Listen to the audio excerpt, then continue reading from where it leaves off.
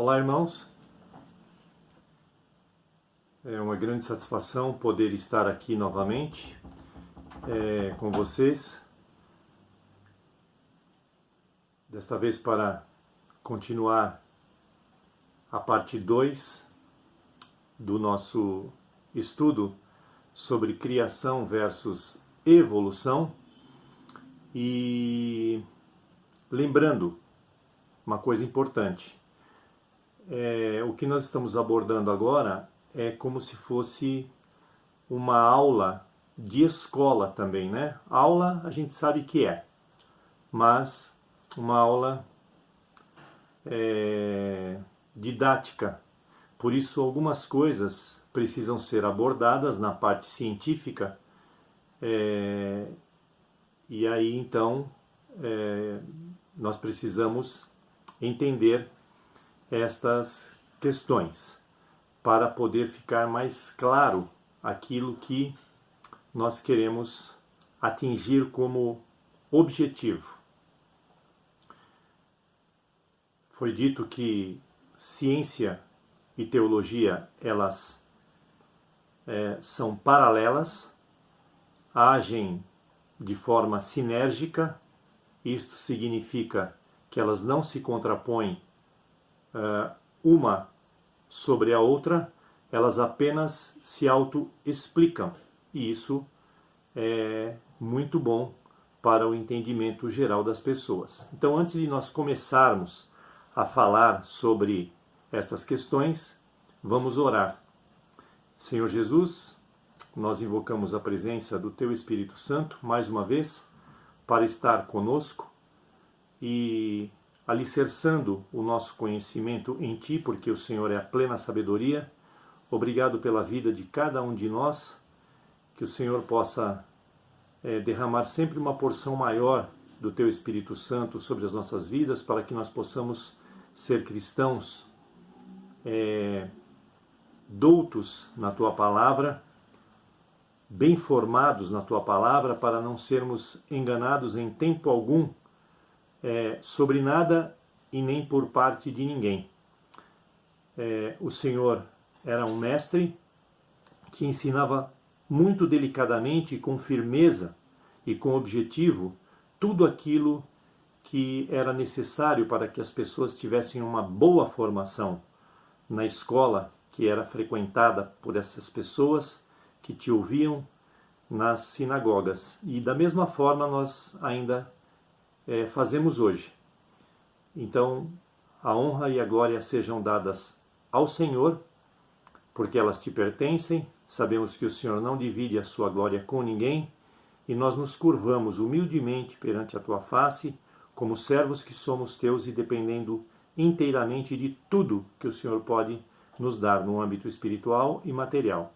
Esteja neste dia com cada irmão e que eles possam sentir a tua presença em todo o tempo. Em nome de Jesus, oramos agradecidos mais uma vez. Amém. Então, irmãos, o que nós estamos falando, e é bom deixar claro, é que cada etapa, isso deve ficar muito frisado na mente de cada um, é que cada etapa dessas que estão sendo citadas foram importantes para a formação da vida e de tudo que está aí hoje, as grandes maravilhas que nós podemos ver no nosso planeta, com a pintura de Deus, né? Eu costumo assistir na televisão o planeta visto de cima, e eu fico assim muito surpreso de ver quantas coisas bonitas Deus pôs neste planeta.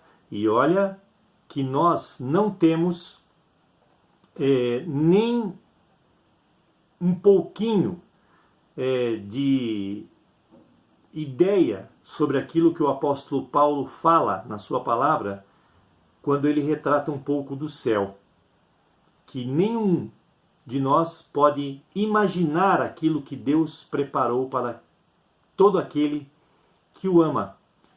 mas nós podemos imaginar de certa forma sim quando nós vemos as belezas deste planeta e ficamos assim de boca aberta com as coisas que nós podemos presenciar. Se vocês puderem assistir, vejam no canal Globosat as belezas que nós podemos ter tanto aqui do nosso Brasil como do mundo.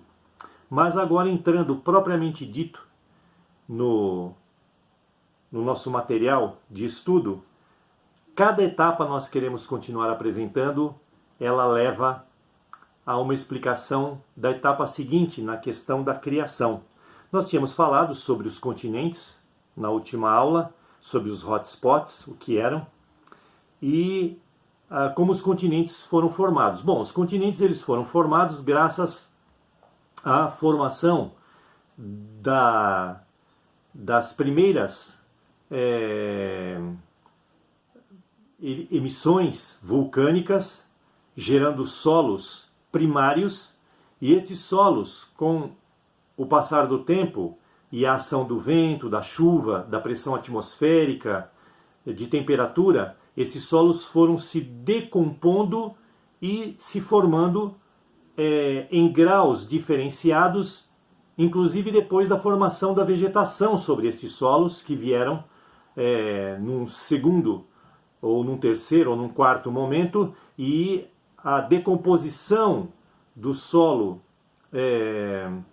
deu-se com a decomposição também dos vegetais e dos animais. Então, os vários tipos de solos que foram sendo formados nos continentes, que são a menor parte do planeta, inclusive, são apenas 1/4 do planeta, foram sendo formados a partir de um solo primário vulcânico, né? E aí eu não falei sobre as placas tectônicas na aula anterior, mas as placas tectônicas, elas agem lá no fundo, sobre o manto, que é onde estão guardadas o magma incandescente no centro da nossa Terra. Essas placas tectônicas, porque os continentes estão sobre placas como se fossem casca de ovos que se movimentam lentamente, existem várias placas, essas placas elas se movimentam ou se distanciam,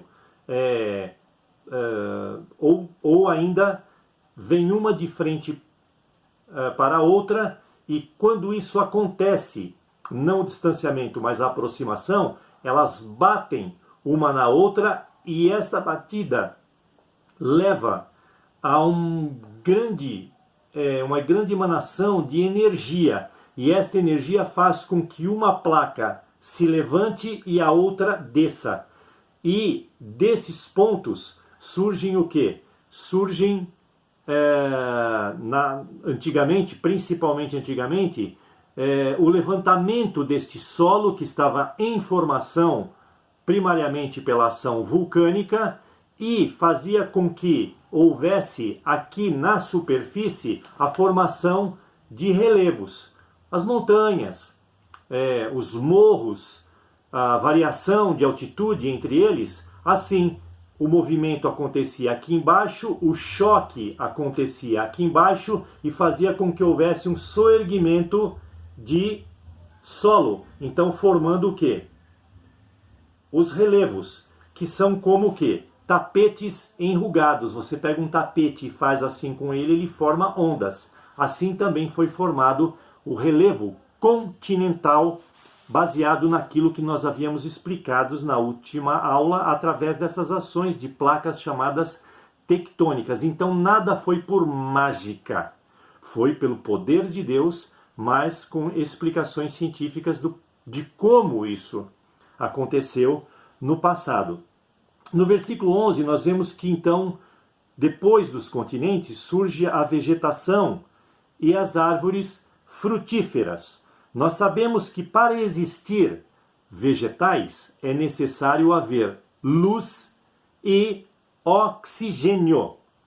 E da onde veio esse oxigênio necessário para dar condições de a vegetação surgir? Dos mares.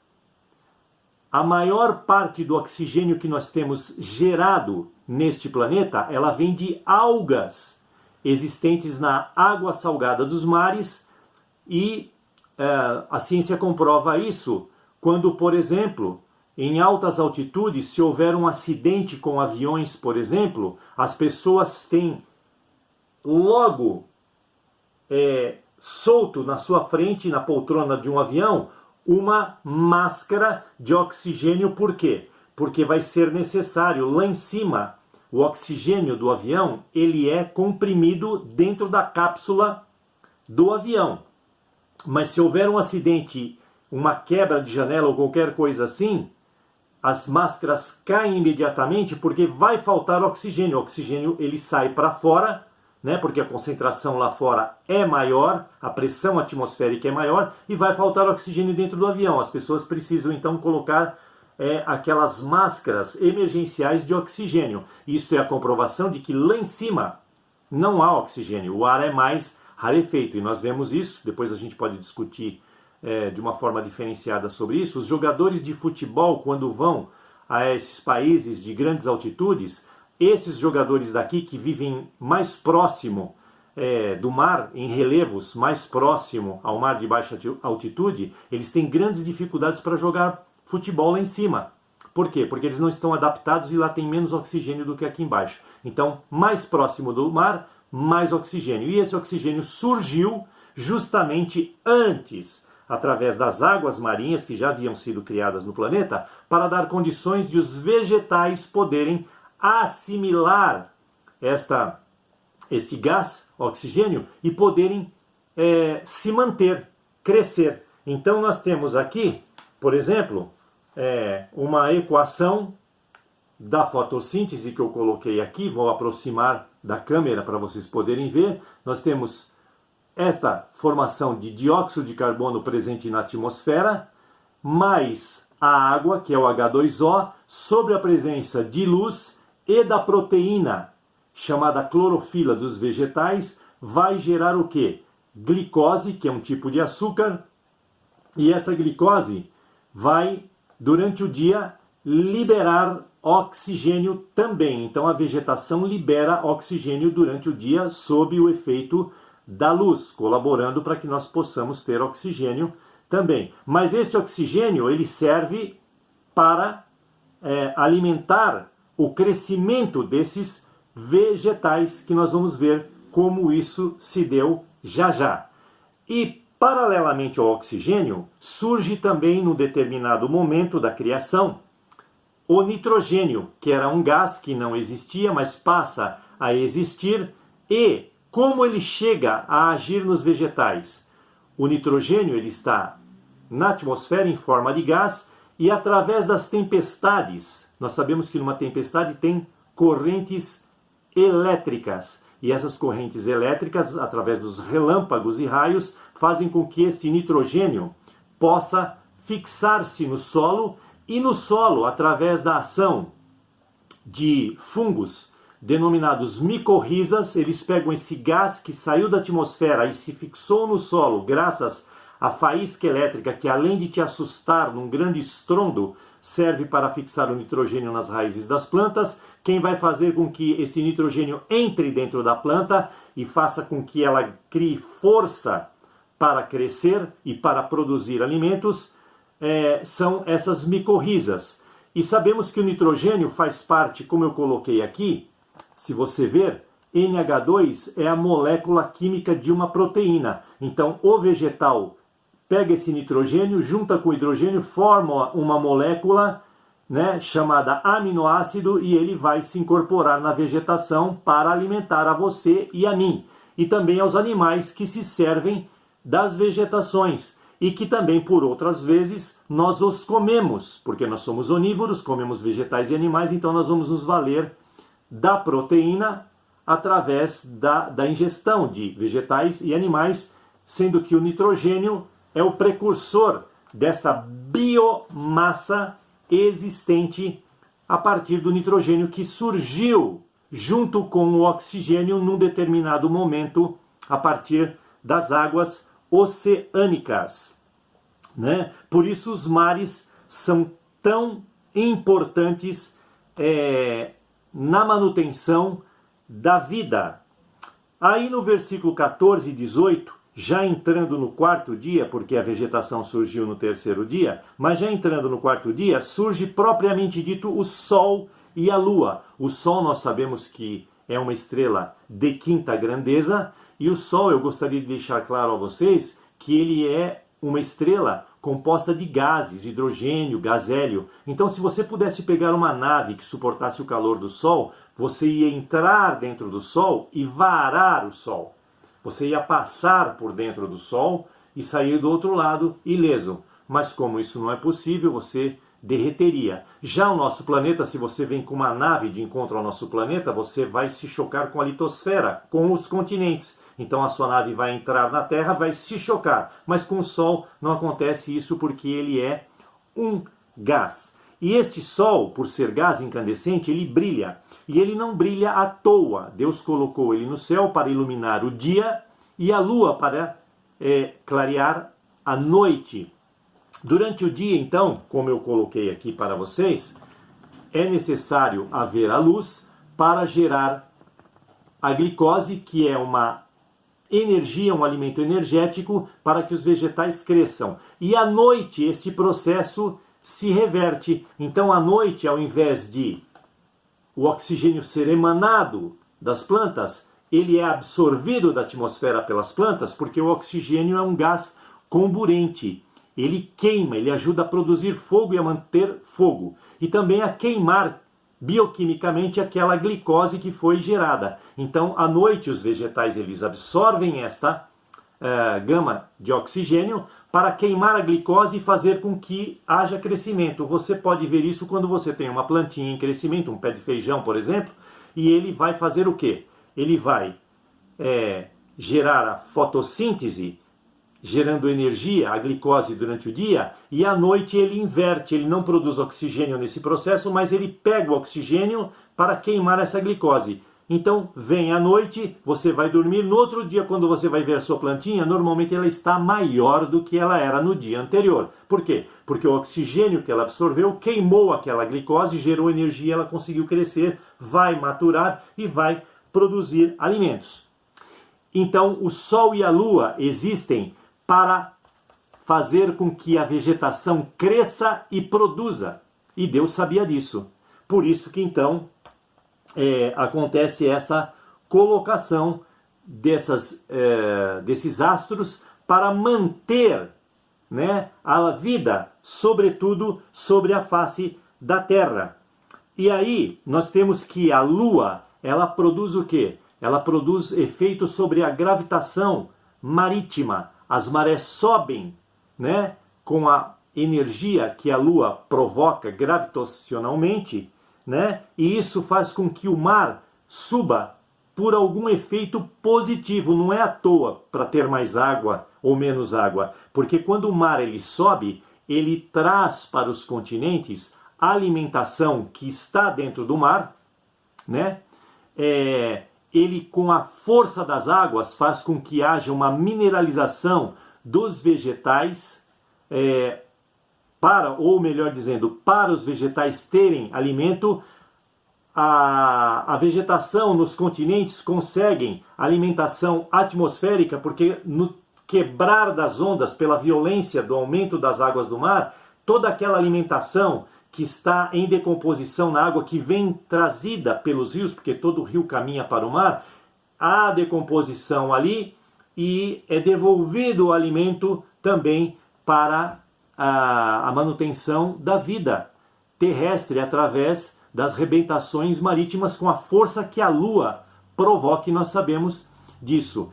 E por que a água do mar é salgada? A água do mar é salgada justamente porque no processo inverso da decomposição que acontece nesse ciclo nos continentes, vegetais e animais que morrem caem nos rios normalmente, e esses rios entram pelo mar carregando uma série de sais através de cloretos, sulfatos e nitratos. Por isso a água do mar é salgada, por uma caracterização organoléptica que nós chamamos na química, né, que produz a sua característica. Então, os cloretos, os fosfatos e os nitratos, eles têm uma característica salgada. Por isso o mar, a água do mar é salgada devido a isso.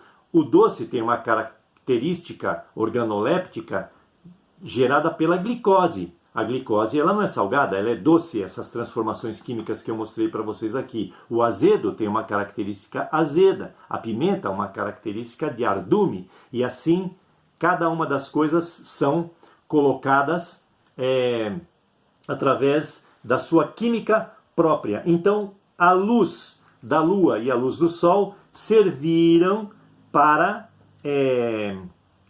alimentar a vegetação e também para trazer a luz e a noite para o dia, na proposta também de descansarmos à noite e trabalharmos durante o dia, porque isso mexe com a nossa química também do corpo.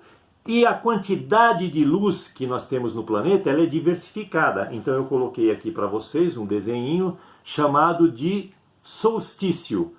A quantidade de luz no nosso planeta também foi equilibrada por Deus, né? Então ele faz com que a Terra gire em torno do Sol. Isso teve uma grande influência sobre a criação do misticismo e das religiões no mundo, essa questão do solstício de verão e de inverno, de primavera e de outono. E nós vemos aqui como a Terra se comporta. Ela tem diferentes pontos de aproximação do Sol. Aqui a Terra está mais longe do Sol, aqui ela está mais perto, aqui ela está mais longe, aqui ela está mais perto. Fora esta questão de distanciamento e aproximação do Sol nessa elipse, porque isso aqui é uma elipse, né? A Terra não gira em torno do Sol circularmente, num círculo, mas numa elipse. Então, além desse distanciamento que leva a um esfriamento ou um esquentamento da Terra pelo ponto que ela passa em um ano, quando ela circula em volta do Sol, nós vemos aqui que eu coloquei duas barras, e essas barras podem funcionar assim, com uma pequena variação angular. Isso faz com que, se a Terra está aqui e o Sol está aqui, se a Terra gira assim, aquilo que está no hemisfério norte pega mais Sol do que quem está embaixo. E o contrário também é verdade, né? Então esse movimento que a Terra faz é um movimento de solstício, de inverno e de verão. Por quê? Porque a Terra sendo redonda como ela é impossível que a quantidade do Sol no decorrer de um ano bata em todos os lugares ao mesmo tempo e com a mesma intensidade. Então isso levaria o quê? A um desequilíbrio, né? Dentro do planeta, e Deus colocou essas questões para a formação de geleiras num determinado momento, depois o derretimento dessas geleiras para gerar água, a luminosidade maior para que as plantas entrem em atividade plena, ou luminosidade menor para que elas entrem num período de dormência e de descanso, porque elas precisam descansar também para poder produzir. Tudo isso bolado por Deus, e a ciência comprova estas questões de que nada, como foi dito, é por mágica. Tudo é pela ciência associada à teologia, tanto que eu acabei de dizer que essas questões de luminosidade no planeta maior ou menor levou os homens a desenvolverem também, pela questão da luz, o misticismo e a ligação a diversas religiões existentes no nosso planeta. Então, no quinto dia, de acordo com o versículo 20 e 23, nós temos aqui o surgimento de aves e todas as espécies de peixes, não é? Então, o motivo disto, gerar alimentos para o planeta, para a cadeia alimentar de todos os animais que estão aqui e que passariam a existir. Então, além de ornamentar, embelezar a terra através da cor das plumagens das aves e os peixes diversificados, coloridos também, tanto de água doce quanto de água salgada, o propósito de Deus foi fazer com que pudesse haver alimentos. E os peixes, os animais, as aves, né, muitos comem vegetais, que têm toda uma gama nutricional para transferir para a carne deles também esta qualidade nutricional e servir ao homem, tanto um quanto o outro, nutricionalmente, através daquilo que nós acabamos de explicar com relação ao nitrogênio, etc. e tal. Então, dentro desta cadeia alimentar, nós temos o homem como finalizador, né? Ele não é produtor primário, ele é consumidor final, ele é um onívoro, ele come de tudo, e Deus, vendo isso, falou: vocês vão comer o melhor desta terra porque isso é bíblico, e eu vou colocar alimentos para vocês, e esses alimentos precisam se manter ciclicamente, eles não podem surgir uma vez, acabar e depois, como é que fica? Deus não é assim, ele é provedor. Então, ele proveu essas questões todas através dessas etapas científicas que se justapõem uma à outra. Então, por exemplo, um só peixe fêmea pode colocar numa postura, se ele for ovíparo, porque existem peixes vivíparos e ovovivíparos, que é uma outra questão que não cabe explicar aqui agora. Mas um peixe fêmea pode colocar numa só postura de ovos 300 mil novos peixes. Apenas um peixe fêmea pode produzir. Então é uma infinidade de comida que vai precisar se alimentar, né? Na água ou fora dela. Então Deus proveu essas questões. Por isso nós precisamos cultivar o equilíbrio ambiental, porque nós somos administradores de tudo aquilo que Deus fez e temos uma imensa responsabilidade sobre isso e seremos cobrados por isso, certamente, por termos feito ou não termos feito. Seremos pesados na balança quanto a isso, porque nós vamos ver nas próximas aulas, ou na próxima aula, vamos ver o tamanho da extensão dela, se nós conseguimos concluir, nós vamos ver como isso aconteceu, né, no passado e se reflete ainda no presente. Então, continuando um pouquinho mais adiante, nós vemos o versículo 24 e 25 de Gênesis. Aí já saímos do quinto dia, que foi a criação de todas as espécies de aves e peixes, e no sexto dia surgem os animais domésticos e selvagens, né? Contendo mamíferos, répteis e anfíbios, né? E estes animais domésticos, alguns deles eram selvagens, mas tinham em si geneticamente uma possibilidade de o quê? De serem domesticados. Alguns selvagens que nunca têm essa possibilidade de serem domesticados, né? Mas aqui nós temos um exemplo. Deus, colocando os animais, falou: o homem vai se alimentar deles e alguns poderão ser criados de forma em produção sequente. Alguns não, alguns serão tirados da natureza bruta e outros serão tirados da natureza bruta, domesticados dentro desses que eu citei para vocês, mamíferos, répteis e anfíbios, para serem criados e servirem também de alimento ou ornamentação. Nós temos, por exemplo, que a galinha foi domesticada pelos babilônios. Em que ano? 2300 a.C. As galinhas, essa que você compra ovos dela para fazer uma série de coisas na culinária, né? Ou se alimentar dela mesmo, ela foi domesticada, tirada do meio selvagem em 2300 a.C. Os cavalos foram domesticados também em 2300 a.C. pelos egípcios. E a pecuária, a linha de produção, de corte de carne de boi, surgiu nas mãos dos chineses em 2000 a.C. Tudo isso providenciado pelo próprio Deus. E por último, nós temos no versículo 26 e 30 de Gênesis, entrando já no sexto dia, juntamente com a criação dos animais domésticos e selvagens, nós temos os seres humanos aparecendo dentro do planeta, né?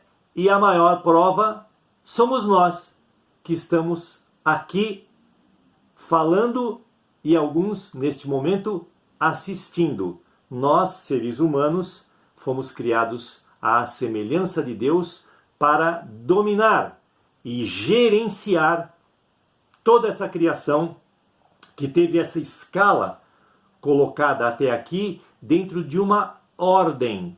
Nada foi no tibum. Apareça, abracadabra, apareça. Nada foi assim. Tudo foi criado pelo poder da palavra de Deus. A palavra tem poder e foi pela palavra que tudo surgiu. E é bom sabermos cada etapa. Elas se interdependem uma das outras, isso vai ajudar isto, que vai ajudar isto, que vai ajudar isto ou nisto, e assim sequencialmente até a presença do surgimento dos homens, e nós vamos ver como isso aconteceu nas próximas aulas, para que fique cada vez mais claro essas questões para vocês. Então aqui nós encerramos a aula de hoje, esperando que possa ter sido uma bênção na vida de vocês, tanto a nível espiritual como científico, e vamos nos encontrar, se Deus assim o permitir, depois de uma semana, para mais uma etapa desta aula. Deus dê uma semana cheia de vitórias a vocês e até lá!